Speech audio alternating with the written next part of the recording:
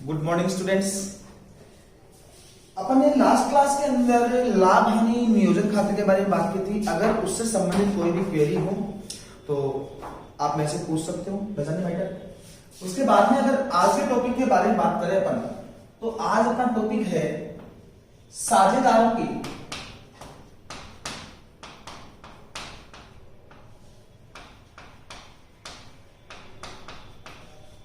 पूंजी खातों का निर्माण, प्रिपरेशन ऑफ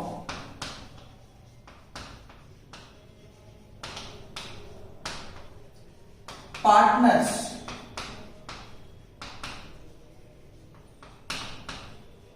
कैपिटल अकाउंट। इस साझेदार जो होते हैं उनके पूंजी खाते किस किस प्रकार बनाए जाते हैं। तो अगर पार्टनर्स के पूंजी खातों के बारे में बात करें तो there are mainly two methods. दो मेथड हैं जो अपने प्रचलित हैं। कौन कौन से देखते हैं भाई। पहला मेथड है अपना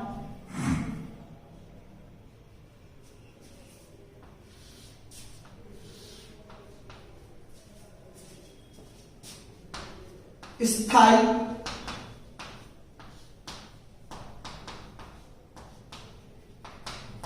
पूंजी खाता विधि, फिक्स्ड कैपिटल अकाउंट मेथड।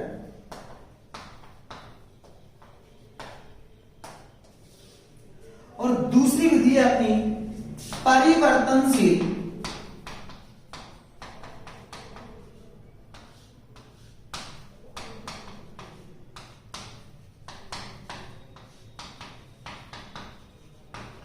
पूंजी खाता विधि, फ्लक्चुएटिंग कैपिटल अकाउंट मेथड।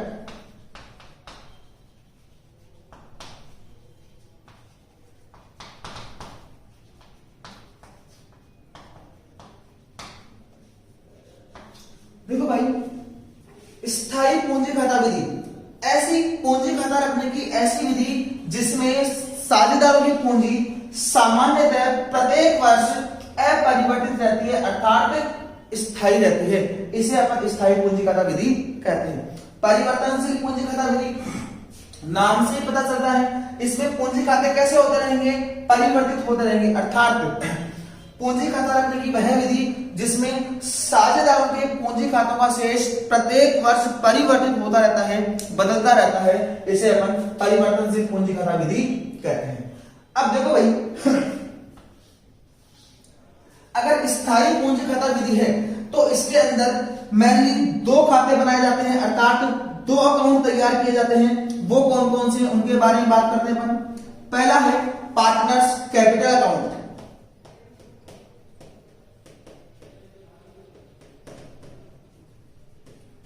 साझेदारों के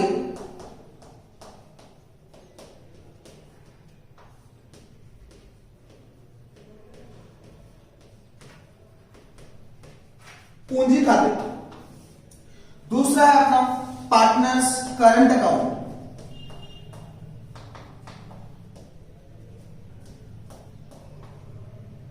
साझेदारों के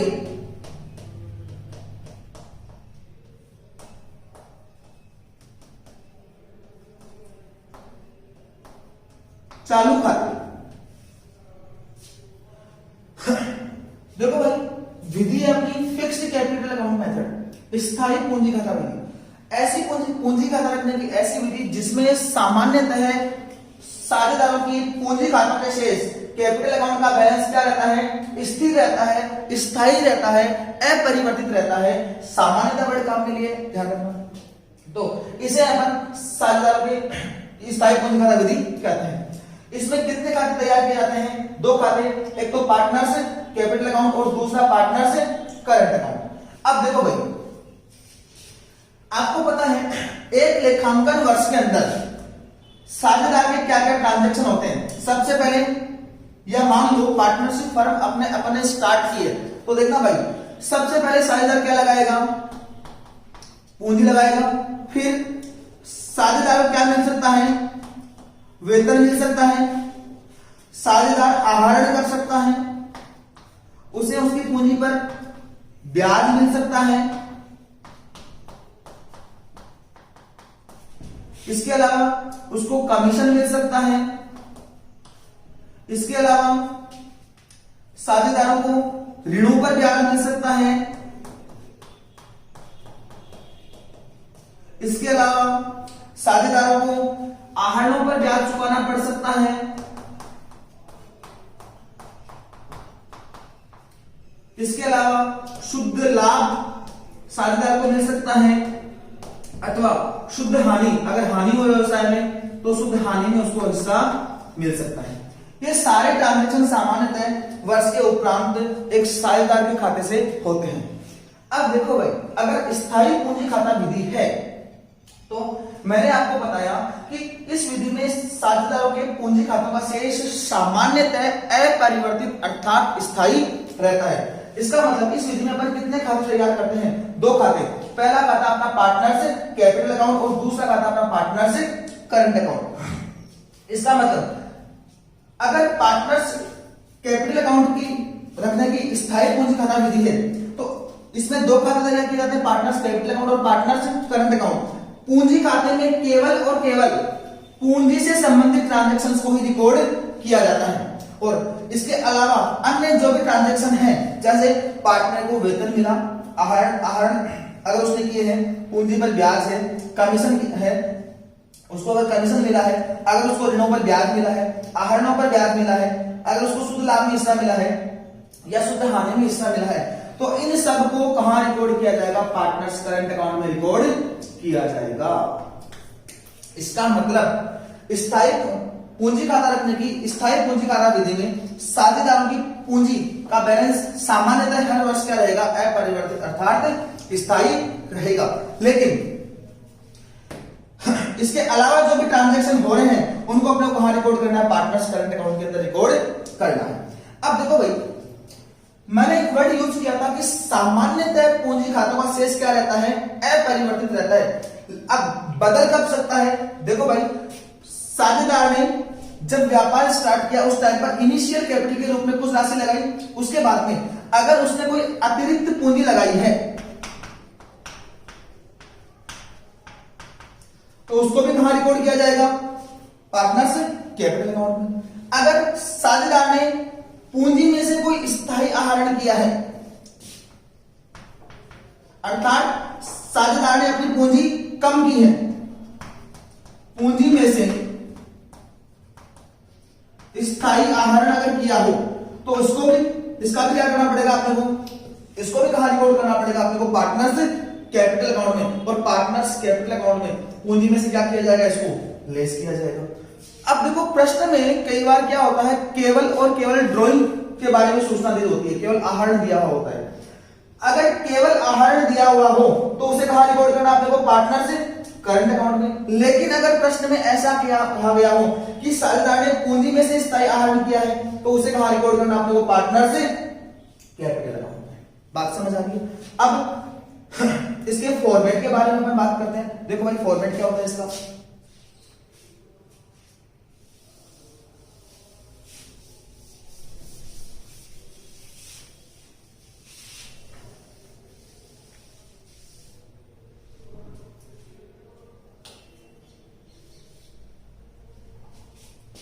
दूसरी बात, जैसे मान लो एक पार्टनरशिप फर्म में दो पार्टनर है या तीन पार्टनर है, मान लो तीन पार्टनर है, ए, बी और सी, तो इनके जो पूंजी खाते रखे जाते हैं वो एक साथ ही रखे जाते हैं, अलग अलग खाता अपने को मेंटेन करने की आवश्यकता नहीं होती। जैसे मान लो अपन जो एग्जांपल ले रहे हैं उसमें दो पार्टनर अपने पास ए और बी, तो ऐसी कंडीशन में अपन पूंजी खाता कैसे तैयार करेंगे? पार्टनर्स कैपिटल अकाउंट,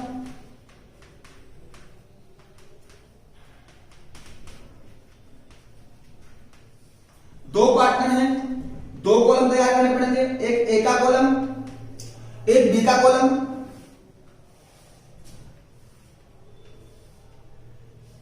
एक ए का कॉलम, एक बी का कॉलम। देखो भाई, अकाउंट तैयार हो गया। कैसे? ये ए बंदा है, ए बंदे की डेबिट साइड, ये बी बंदे की डेबिट साइड। ये पार्टनर जो अपना ए है उसकी सीआर साइड, ये जो पार्टनर बी है उसकी सीआर साइड। ठीक है, ये डेबिट साइड, ये सीआर साइड, अपन ने जर्नल एंट्री ऐसी की थी कि जब कोई भी मालिक, बिजनेस का मालिक बिजनेस में पैसे लगाता है तो अपनी क्या एंट्री होती थी, अपने पास कैश पैसा आया करता था, cash account debit to capital account करते थे। लेकिन यहां पर क्या अपने पास पार्टनर अगर ए लेकर आएगा तो एंट्री क्या बनेगी, cash account debit to A's capital account, और बी लेकर आएगा तो एंट्री क्या बनेगी, cash account debit to B's capital account. क्या कहेंगे अपन, जैसे मान लो इन्होंने नया बिजनेस स्टार्ट किया है तो एंट्री क्या होगी, बाय कैश, पोस्टिंग करते अपन जितना पैसा ए लेकर आया उसको अपन ए के खाते में लिखेंगे और जितना पैसा बी लेकर आया उसको अपन बी के खाते में लिखेंगे। अब देखो भाई, अगर इन्होंने कोई भी पूंजी में परिवर्तन नहीं किया है तो हर साल प्रत्येक वर्ष इनकी पूंजी, भाई लास्ट में क्या करेंगे अपन, वर्ष के अंत में बैलेंस निकालेंगे, to balance CD as it is आ जाएगा, क्योंकि बाकी सारे ट्रांजैक्शन हमने कहां रिकॉर्ड करने हैं, पार्टनर से करंट अकाउंट में रिकॉर्ड करने हैं, टू बैलेंस सीडी आ जाएगा और ये बैलेंस नेक्स्ट ईयर के लिए क्या हो जाएगा, बाय बैलेंस बीडी। हर साल पूंजी खाते का शेष क्या होता रहेगा, अपरिवर्तित अर्थात स्थायी चलता रहेगा।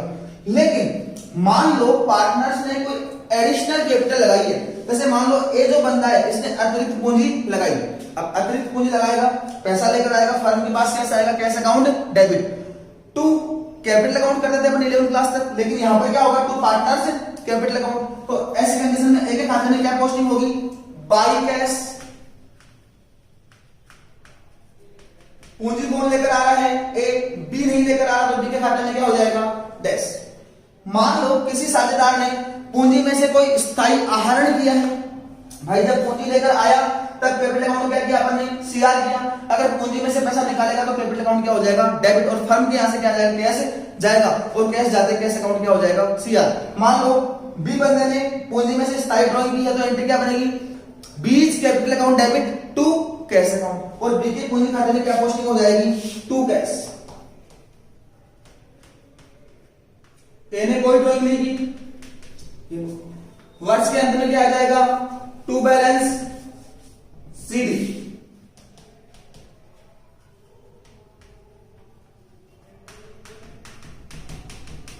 अपना कैपिटल अकाउंट क्या हो जाएगा, वन। इसका मतलब यदि साझेदारों के पूंजी खाते रखने की स्थायी पूंजी खाता विधि है तो इसमें कितने खातों का निर्माण किया जाता है, दो खातों का, पार्टनर्स कैपिटल अकाउंट और पार्टनर्स करंट अकाउंट।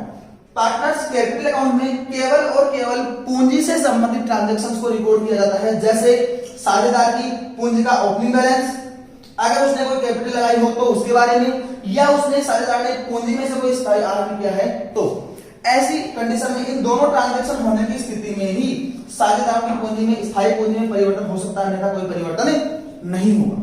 ठीक है, इसके अलावा जो भी ट्रांजैक्शन होते हैं उनको अपन कहां रिकॉर्ड करते हैं, पार्टनर से करंट अकाउंट में। तो साथ में एक खाता और मेंटेन करना पड़ेगा अपने को, पार्टनर से करंट अकाउंट। ले लो भाई, पार्टनर्स करंट अकाउंट।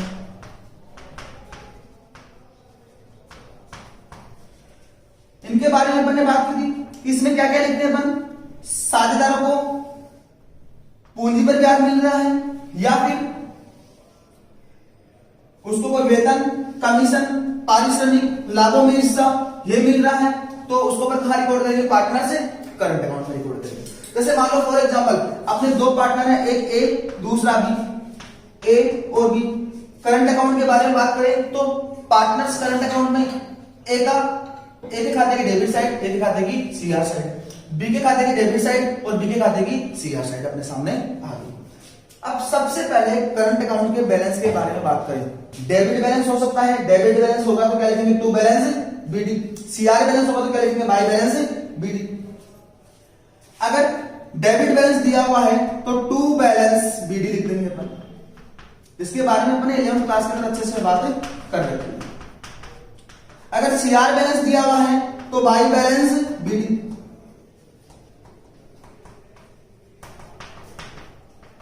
उसके बाद में साझेदारों को पूंजी पर ब्याज मिलेगा, मान लो फॉर एग्जांपल।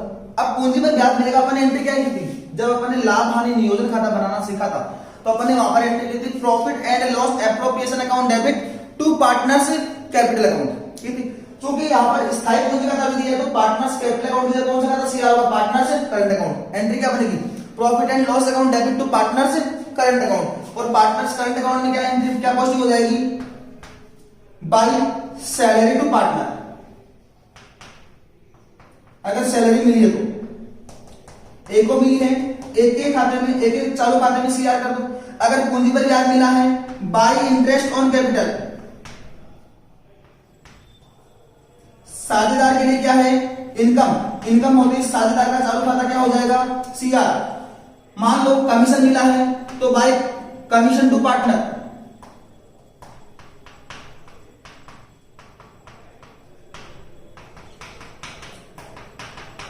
मान लो रेम्यूनरेशन मिला है तो बाई रेम्यूनरेशन टू पार्टनर।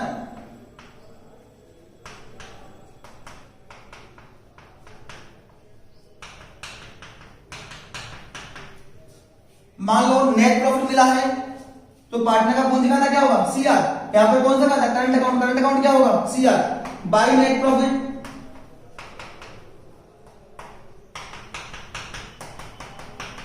इसके अलावा मान लो किसी साझेदार ने कोई ड्राइंग की है, ड्राइंग के बारे में अपन ने बात की है कि अगर प्रश्न में विशेष रूप से कहा हुआ हो कि साझेदार ने पूंजी में से कोई ड्राइंग की है, ऐसी कंडीशन में ही उसको कैपिटल अकाउंट में रिकॉर्ड किया जाएगा। अन्यथा केवल नॉर्मल ड्राइंग कर रखी है तो उसको कहां रिकॉर्ड किया जाएगा, पार्टनर से करंट अकाउंट में रिकॉर्ड किया जाएगा। और एंट्री क्या बनेगी, अगर साझेदार पैसा निकालेगा एंट्री क्या बनेगी, partners current account debit to cash. Firm यहां से कैश जाएगा और साझेदार का चालू खाता क्या हो जाएगा, डेबिट टू कैश। ये किसको डिनोट कर रहा है, ड्राइंग्स को। अगर आहरणों पर ब्याज है तो भी पार्टनर के लिए क्या है, खर्चा। और खर्चा होते पार्टनर का पूंजी करंट अकाउंट क्या हो जाएगा, debit to interest on drawing.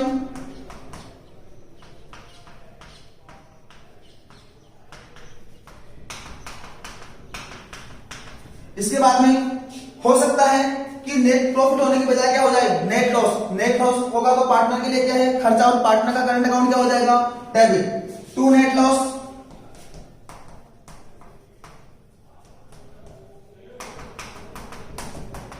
Last में क्या निकलेगा, बैलेंस टू बैलेंस सीडी।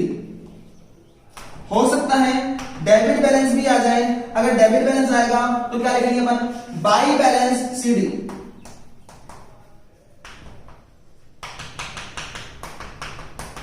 और इस बैलेंस को अपने को कहां ट्रांसफर करना है, बैलेंस शीट के अंदर ट्रांसफर करना है।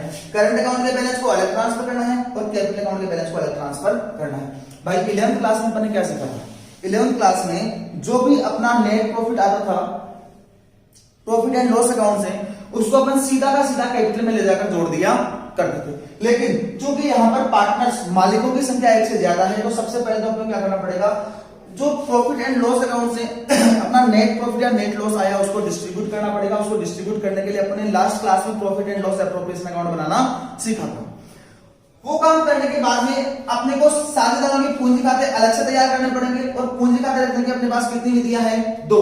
पहली स्थायी पूंजी खाता विधि और दूसरी परिवर्तनशील पूंजी खाता विधि। परिवर्तनशील पूंजी खाता विधि के बारे में अपन ने बात नहीं की है, अपन ने केवल और केवल फिक्स्ड कैपिटल अकाउंट मेथड के बारे में बात की है।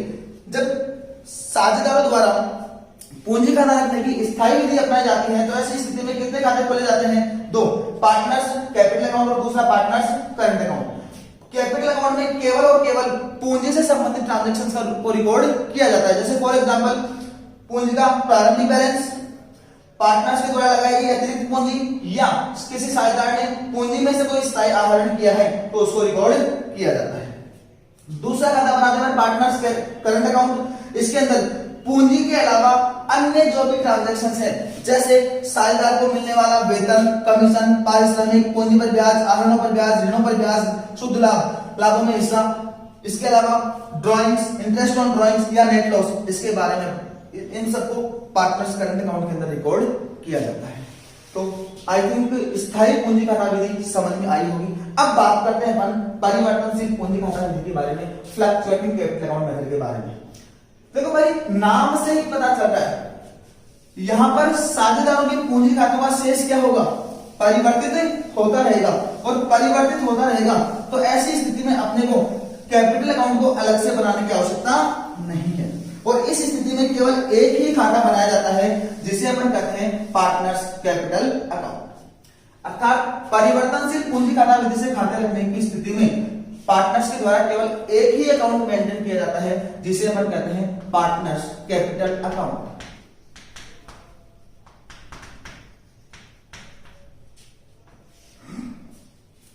अर्थात सारे ट्रांजैक्शंस को एक ही खाते में रिकॉर्ड किया जाता है। देखो भाई, जैसे मान लो फॉर एग्जांपल यहां पर अपन ने करने का मतलब क्या हो गया, यहां पर अपन ने दो खाते मेंटेन किए थे और इन दोनों खातों को मर्ज करके अगर अपन एक खाता बनाए तो वही क्या होगा, परिवर्तनशील पूंजी खाता विधि से साझेदारों का पूंजी खाता हो जाएगा। यहाँ केवल एक ही अकाउंट मेंटेन किया जाता है, वो कौन सा, पार्टनर्स कैपिटल अकाउंट। फॉर्मेट के बारे में बात करें तो देखना भाई, पार्टनर्स कैपिटल अकाउंट अपन ने एग्जांपल लिया कि अपने पास पार्टनर कितने हैं, दो, ए और बी।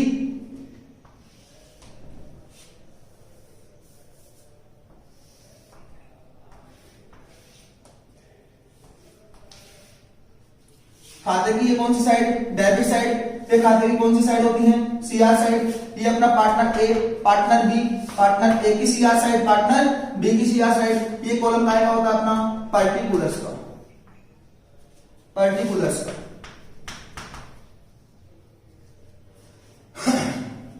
देखो भाई, सबसे पहले साझेदार के पूंजी खाते का जो प्रारंभिक शेष है उसको अपन लिखेंगे। अब प्रारंभिक शेष डेबिट भी हो सकता है, सीआर भी हो सकता है। अगर डेबिट बैलेंस है तो क्या लिखेंगे अपन, to balance BD, 11th class की बात। अगर पूंजी खाते का सीआर बैलेंस है तो क्या लिखेंगे, बाई बैलेंस बीडी।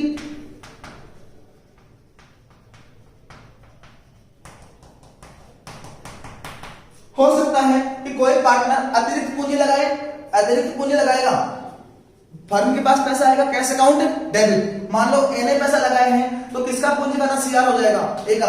एंट्री क्या बनेगी, cash account debit to A's capital account. और एक एक पूंजी खाते में क्या आ जाएगा, बाई कैश। ये क्या है भाई, एडिशनल कैपिटल।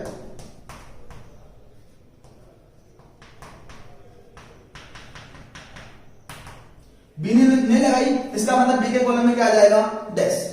फिर मान लो साझेदार को ब्याज मिले, पूंजी पर ब्याज मिले, वेतन मिले, कमीशन मिले, पारिश्रमिक मिले, ऋणों पर ब्याज मिले या शुद्ध लाभ में हिस्सा मिले। पार्टनर के लिए क्या है, इनकम, और इनकम होती है उसका पूंजी खाता क्या हो जाएगा, सीआर। इसका मतलब ये सारे ट्रांजैक्शन कहां रिकॉर्ड किए जाएंगे, पार्टनर्स कैपिटल अकाउंट की सीआर साइड में। बाई इंटरेस्ट ऑन कैपिटल,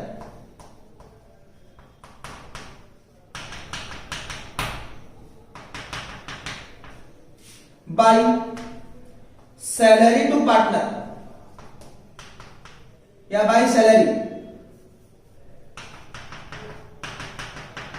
इसके अलावा कमीशन मिल सकता है, बाई कमीशन।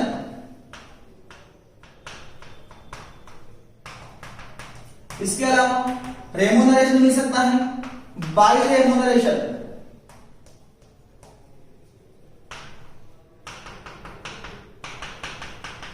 इसके अलावा शुद्ध लाभों में या ऋणों पर ब्याज मिल सकता है, by interest on loan.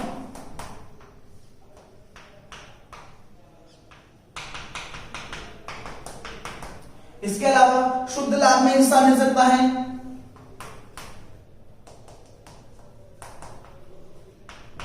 By net profit. ये इनकम साइड की बात होगी। अगर खर्चों के बारे में बात करें तो हो सकता है कि कोई पार्टनर पैसा निकाले अर्थात आहरण करे। आहरण करेगा तो एंट्री क्या होगी, partners capital account debit to cash. और पार्टनर्स की पूंजी खाते में क्या आ जाएगा, टू कैश अकाउंट। अगर आहरणों पर ब्याज पार्टनर के लिए क्या है, खर्चा, टू इंटरेस्ट ऑन ड्रॉइंग्स।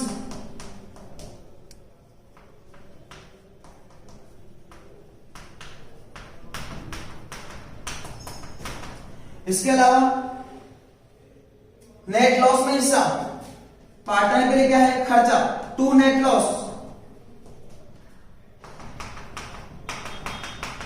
इसके अलावा सबसे लास्ट में क्या निकाला जाएगा खाते का, बैलेंस। अगर सीआर साइड ज्यादा हो, डेबिट साइड कम हो, कौन सा बैलेंस आएगा, सीआर बैलेंस। और सीआर बैलेंस आने की स्थिति में क्या लिखेंगे अपन, to balance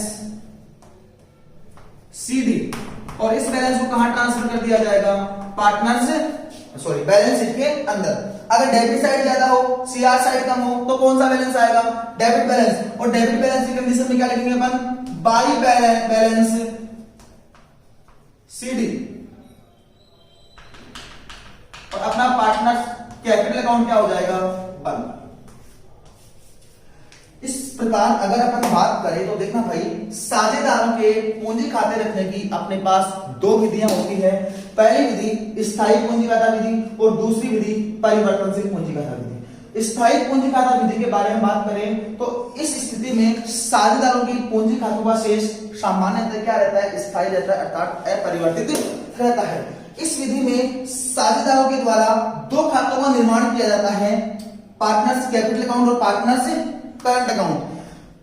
partners capital account में अर्थात साझेदारों की पूंजी खाते में केवल और केवल पार्टनर्स की पूंजी से संबंधित ट्रांजैक्शन को रिकॉर्ड किया जाता है, और पार्टनर्स करंट अकाउंट के अंदर पूंजी के अलावा समस्त ट्रांजैक्शंस को रिकॉर्ड किया जाता है। जैसे मान लो for example salary to partner, interest on capital, commission, remuneration, interest on loan आदि आदि, नेट प्रॉफिट आदि आदि। एक पॉइंट यहां पर इंपॉर्टेंट था कि अगर प्रश्न में केवल ड्राइंग्स के बारे में सोचना हो तो ड्राइंग्स को और कुछ भी नहीं कहा गया हो तो ऐसी कंडीशन में ड्राइंग्स को कहां दिखाया जाएगा? पार्टनर्स करंट अकाउंट में। लेकिन अगर प्रश्न में बंदा ऐसा बोल दे कि साझेदार ने पूंजी में से स्थायी आहरण किया है तो ऐसी कंडीशन में ड्राइंग्स को कहां दिखाया जाएगा? पार्टनर्स कैपिटल अकाउंट में डेबिट साइड में शो किया जाएगा। दूसरा मेथड था अपना पार्टनर्स कैपिटल अकाउंट रखने का परिवर्तनशील पूंजी खाता विधि, फ्लक्चुएटिंग कैपिटल अकाउंट मेथड। नाम से पता चल रहा है, अर्थात इस विधि में साझेदारों के पूंजी खातों का शेष क्या होता रहेगा? परिवर्तित होता रहेगा, अर्थात बदलता रहेगा। इस विधि के बारे में बात करें तो इसमें केवल एक ही अकाउंट मेंटेन किया जाता है, जो अपना पार्टनर्स कैपिटल अकाउंट, अर्थात समस्त ट्रांजैक्शंस को एक ही अकाउंट के अंदर अर्थात अपने पार्टनर्स कैपिटल अकाउंट के अंदर रिकॉर्ड किया जाता है। सबसे पहले पार्टनर्स कैपिटल अकाउंट का ओपनिंग बैलेंस अगर डेबिट बैलेंस है तो टू बैलेंस बीडी, और सीआर बैलेंस तो बाय बैलेंस बीडी। इसके बारे में अपन 11th क्लास में डीपली बात कर रहे थे कि ये टू बैलेंस बीडी कैसे आया और सीआर बैलेंस तो बाय बैलेंस बीडी कैसे आया। उसके बाद में अगर पार्टनर ने कोई ड्राइंग एडिशनल कैपिटल लगाई है तो net same general entry, firm के पास पैसा आएगा कैश अकाउंट डेबिट, पार्टनर का पूंजी खाता क्या हो जाएगा? सीआर। एंट्री अपनी बनेगी cash account debit to partners capital account, और पार्टनर्स कैपिटल अकाउंट में क्या पोस्टिंग हो जाएगी? By cash. पार्टनर को पूंजी पर ब्याज मिला है, सैलरी मिली है, कमीशन मिला है, कोई पारिश्रमिक मिला है, या उसके लोन पर ब्याज मिला है, या नेट प्रॉफिट मिला है। ये सारे ट्रांजैक्शंस कौन से हैं? इससे क्या हो रहा है? पार्टनर को प्रॉफिट हो रहा है, और प्रॉफिट होते ही पार्टनर्स का कैपिटल अकाउंट क्या हो जाएगा? सीआर। उसके बाद में खर्चों के बारे में बात करें, मान लो किसी पार्टनर ने ड्राइंग की है, उसका बैलेंस क्या हो जाएगा? बैलेंस क्या कर दिया जाएगा? डेबिट कर दिया जाएगा। इसके अलावा अगर उसके आहरणों पर ब्याज है, पार्टनर के लिए क्या है? खर्चा, बैलेंस कम हो जाएगा। अगर उसको नेट लॉस मिला है तो भी ऐसी कंडीशन में उसके लिए क्या है? खर्चा, नेट, उसको भी डेबिट कर दिया जाएगा। और लास्ट में अपन क्या निकालेंगे? बैलेंस। अगर सीआर साइड ज्यादा हो, डेबिट साइड कम हो, इसका मतलब कौन सा बैलेंस आएगा? CR balance. और सीआर बैलेंस को कहां दिखाया जाएगा? बैलेंस शीट की लायबिलिटी साइड में, अर्थात क्योंकि लायबिलिटीज का बैलेंस कौन सा होता है? सीआर। अपन अच्छे से बात कर रखी है। और उसके बाद में अगर डेबिट साइड का टोटल ज्यादा हो, सीआर साइड का टोटल कम हो, तो कौन सा बैलेंस आएगा? Debit balance. और डेबिट बैलेंस को कहां शो किया जाएगा? बैलेंस शीट की असेट साइड में, क्योंकि सभी असेट्स का बैलेंस कौन सा होता है? डेबिट होता है। ठीक है, आई थिंक समझ में आया होगा। आज की क्लास में इतना ही। Thank you.